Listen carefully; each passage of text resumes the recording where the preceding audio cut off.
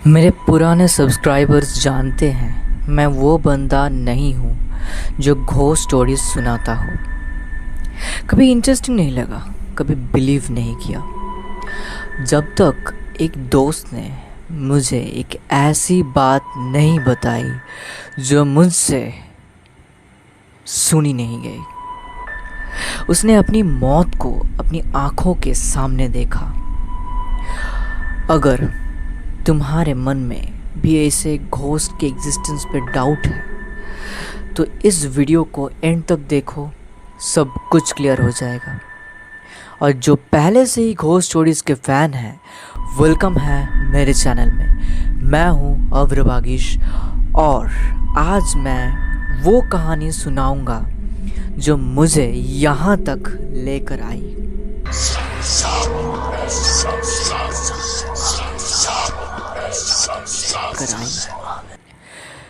मेरा एक दोस्त है, उसका नाम मैं यहाँ मनोज रखता हूँ।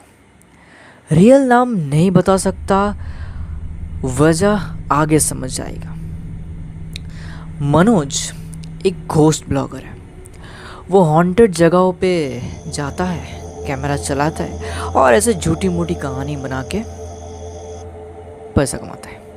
हाँ, पैसा ही तो कमाता है सोशल मीडिया से। और रियल एनकाउंटर्स रिकॉर्ड करता है, बोलते हैं रियल एनकाउंटर्स। ठीक ठाक फॉलोइंग भी है उसकी, लोग देखते हैं, पसंद करते हैं। तो एक दिन मनोज ने डिसाइड किया अब कुछ बड़ा करते हैं और उसने चूज़ किया भांगड़ फोर्ट, राजस्थान के अलवर डिस्ट्रिक्ट में, इंडियाज़ मोस्ट हॉन्टेड प्लेस। अब एक इम्पॉर्टेंट बात, Bhangarh fort archaeological survey of India के अंडर आता है और उनका एक स्ट्रिक्ट रूल है, सनसेट से पहले बाहर और सनसेट के बाद अंदर। तो मनोज ने एंट्री कैसे ली वो मैं नहीं बता सकता फुल्ली, इसीलिए उसने नाम छुपाया है। इतना समझो कि उसका कॉन्टैक्ट काफ़ी ऊपर तक था, उसके रिलेटिव्स काफ़ी ऊपर तक पहुंचते, तो मनोज को मैनेज कर दिया। तो मनोज और उसके 3 कैमरामैन शाम के 5 बजे फोर्ट में दाखिल हुए। प्लान था पूरी रात रुकना। 5 से 6 बजे कुछ नहीं हुआ, सब नॉर्मल था, सब कंफर्टेबल। 7 बजे अचानक चारों को एक साथ जोर की भूख लगने लगी। अब ये नॉर्मल लगता है, राइट? लेकिन ये वही लोग थे जिन्होंने फोर्ट में घुसने से पहले पेट भरकर खाना खाए थे। फिर भी इतनी तेज भूख कि उन्होंने पूरा टिफिन ख़त्म कर दिया। कुछ तो स्ट्रेंज था, पर उन्होंने इग्नोर किया। रात के 9-10 बज रहे थे। मनोज को वॉशरूम जाना था, तो उसने कहा अकेले नहीं जाऊंगा भाई, चलो सब एक साथ। सब चले। वहाँ फोर्ट की रात की व्यू देख के एक कैमरामैन बोलने लगा कि यार चलो हम कार से थोड़ा और खाना लाते हैं। दूसरे ने बोला हाँ हाँ, और वो सॉफ्ट बॉक्स भी ला लेंगे तो शूटिंग वगैरह भी हो जाएगा। मनोज ने बोला रुको रुको, पर वो अपना काम ख़त्म कर रहा था, मतलब टॉयलेट ख़त्म कर रहा था। और जब वो भागता हुआ वापस गया, वो तीनों जा चुके थे। मनोज अकेला पड़ गया। गलत था ये, राइट? पर करता भी क्या बेचारा, वो वहीं बैठ गया जहाँ पहले सब बैठे थे। कुछ वक्त बाद मनोज ने सोचा चलो कुछ वीडियो ही बना लेते हैं, अकेले हैं, कैमरा है मेरे पास। उसने कैमरा उठाया, बैटरी डेड। वही कैमरा जिसने फोर्ट में दाखिल होने से पहले चेक किया गया था, 100% चार्ज था। 1 घंटे में 0। दरवाजे की तरफ चलते हैं, उसने सोचा। और जैसे ही वो उठने लगा, पीछे से आवाज़ आई। हंसना था या रोना या दोनों का मिला हुआ कुछ तो था, पर इंसान ही नहीं था। पहले मनोज ने सोचा फ्रेंड्स होंगे, डरा रहे होंगे, फिर याद आया उसकी माँ ने पहले ही बोला था उस जगह के बारे में। वो रुका नहीं, आगे बढ़ने लगा। टॉर्च की बैटरी गई, मोबाइल भी स्विच ऑफ हो गया। अंधेरे में अकेला वांगर फोर्ट के अंदर मनोज को पहली बार सच्ची डर महसूस हुई। ठंड भी लगने लगी। अभी यहाँ वेदर का एक्सक्यूज़ देना आसान है, रात में वहाँ ठंड होता है, पर जो आगे हुआ वो एक्सप्लेन नहीं हो सकता। एक लड़की की आवाज़ आई। डर गए। मनोज ने नहीं सोचा, नहीं रुका, वो भागता गया।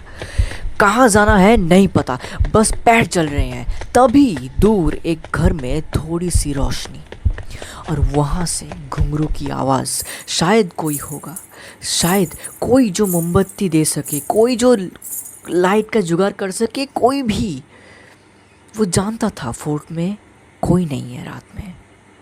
वो जानता था ये सही नहीं है, पर डर में होश किसे कहाँ रहता है। वो पास गया, अंदर झांक के देखा कुछ औरतें नाच कर रही थी, पर किसी के हाथ कटा हुआ था, किसी का सर, किसी का चेहरा जला हुआ, किसी के बदन से खून बह रहा था। और तब पीछे से एक हाथ मनोज के कंधे पर आया। एक आवाज़ बोली, रहोगे हमारे साथ इस किले में, रहोगे? मनोज ने सामने देखा, वो सारे डांसर्स तेज तेज उसकी तरफ भाग रही थी, भागते हुए आ रहे थे। आंखों में कुछ था भयानक, खौफनाक। सब एक ही साथ चिल्ला रहे थे, मुक्ति मुक्ति मुक्ति। और फिर अंधेरा, ब्लैकआउट। जब होश आया, सुबह हो चुकी थी। टूरिस्ट थे, गाइड्स थे, उसके दोस्त थे, और मनोज एक बंद कमरे में पड़ा हुआ था। दोस्त ने बताया उन्होंने भी बाहर से कुछ अजीब चीज़ें देखी थी। वो अंदर घुसने गए, दरवाज़ा खुला ही नहीं, और ये सब इल्लीगल एंट्री थी, किसी को बता भी नहीं सकते थे। सिर्फ एक चीज़ थी जो मनोज के पास सबूत की तरह बची थी। उसके पीठ पर एक गहरी खरोच। मनोज की कहानी ख़त्म होने के बाद मैंने थोड़ा रिसर्च किया, और जो मिला वो भी अनसेटलिंग था। बरसों पहले एक साधु रहता था वहाँ। उसने राजा माधो सिंह को, जो कि मान सिंह के भाई हैं, फोर्ट बनाने की एक परमिशन दिया। एक शर्त था उसमें, अगर इस फोर्ट की साया मेरी झोपड़ी पर पड़ी तो इस फोर्ट में कभी शांति नहीं होगी। राजा ने शर्त मान लिया और फोर्ट बना। पर बाद में जो राजाओं आए, फोर्ट को ऊंचा करते गए और शर्त तोड़ दिया। फोर्ट का साया उस झोपड़ी के ऊपर आके पड़ा। काफ़ी सालों बाद उस महल में रहती थी राजकुमारी रत्नावती, भांगर की सबसे खूबसूरत राजकुमारी। एक तांत्रिक था सिंघिया, जो उसे पाने के लिए पागल था। जब राजकुमारी ने उसका प्रपोजल ठुकरा दिया, उसने एक रास्ता निकाला। राजकुमारी के दासी ने एक ईतर खरीदा था बाजार से। सिंघिया उसमें काला जादू डाल दिया, उसके तंत्र मंत्र करके, ताकि राजकुमारी उस इत्र को लगाए और उसकी तरफ खींचा चलाए, पर राजकुमारी को किसी भी तरह से वो पता चल गया था और उसने वो इत्र एक बड़े पत्थर पर फेंक दिया और जादू ने काम दिखाना।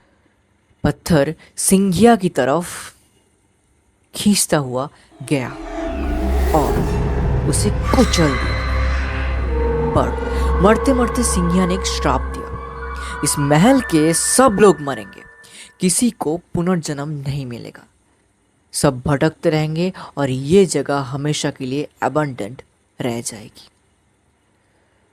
तो वही भांगर जहाँ पे एक राज्य हुआ करता था, बाजार थे, महल थे, लोग थे, वो अभी अबंडेंट है, पूरा डेजर्ट बन चुका है।